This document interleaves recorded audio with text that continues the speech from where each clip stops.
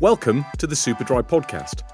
We're going to be focusing on some of the topics covered in the Future, Engage, Deliver leadership program.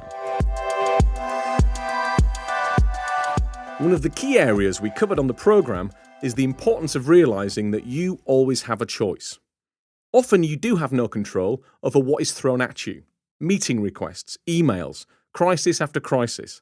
But the one thing you always have control over is how you react to them. You choose your attitude 10, 20 or even 50 times a day. And you can choose to play to avoid losing.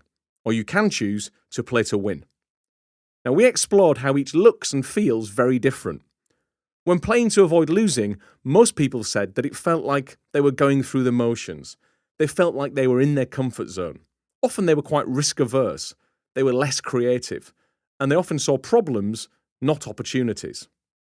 When people were playing to win, most people said that it felt much more of a buzz. They had more energy. They were more likely to challenge other people and wouldn't accept average. They were more likely to be collaborative and share ideas with other people. And they really wanted to take responsibility and grab opportunities. We also looked at the fact that you can choose to approach any task in either of these two mindsets.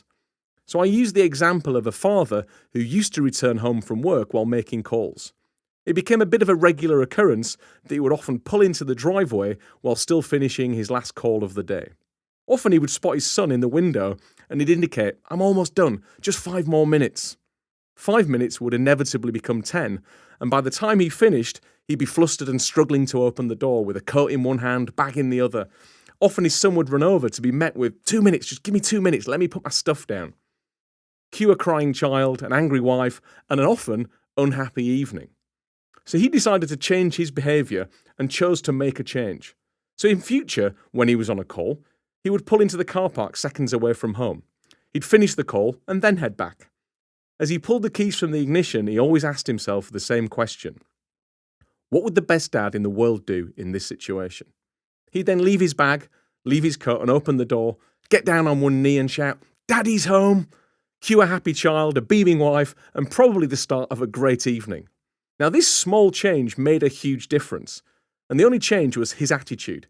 He still finished the call, he still got home at exactly the same time, but he chose who he was going to be. He chose to be at his best.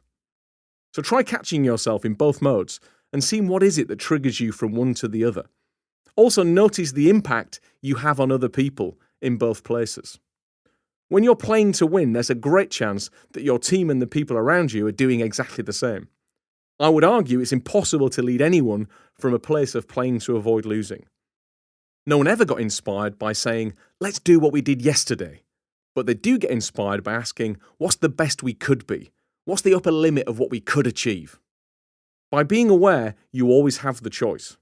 You can choose to snap out of it, and you can choose to play to win.